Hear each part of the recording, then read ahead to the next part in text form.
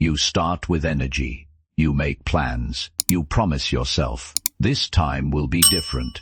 Then slowly, the excitement fades. Your body gets tired. Your thoughts get heavy. Your heart starts doubting everything.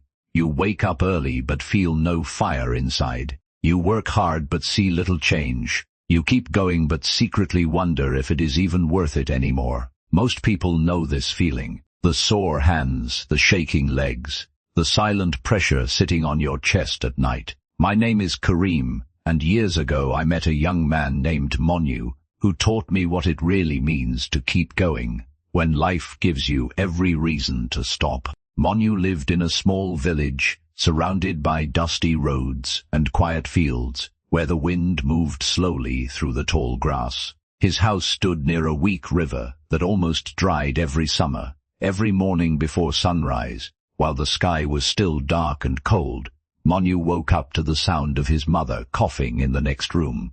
She had been sick for a long time, and there was nobody else to care for her. So he boiled tea over a small fire, folded his blanket carefully, and sat outside for one quiet minute before work. Not because life was peaceful, but because silence helped him breathe.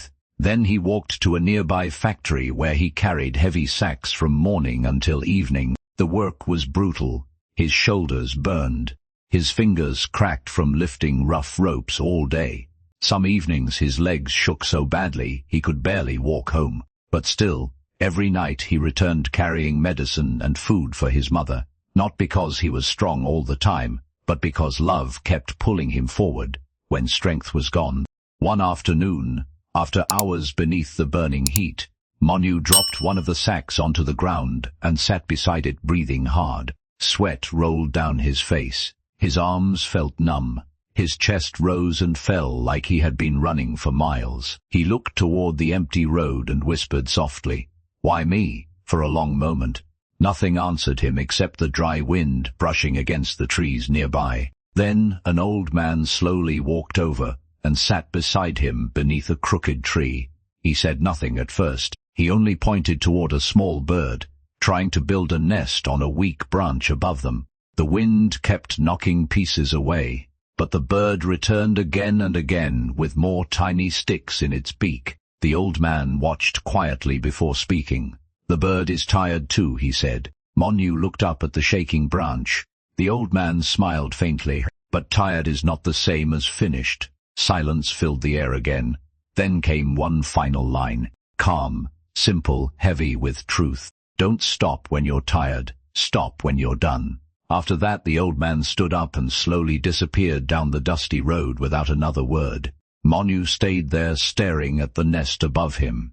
The bird kept building, piece by piece, stick by stick. The wind still pushed against it, but it continued anyway. Slowly, Monu stood back up. His body still hurt. His hands were still sore. Nothing had become easier, but he lifted the sack again and walked forward without complaining. Now let me talk to you directly. That story taught me something important. Tired means you are trying. Tired means you are growing. Tired means you are still moving while others already gave up. I learned that strength is not loud. Sometimes strength is simply refusing to quit quietly. So if there is something in your life that truly matters, don't stop there. Finish it. And after this, watch my story about finding happiness in simple things.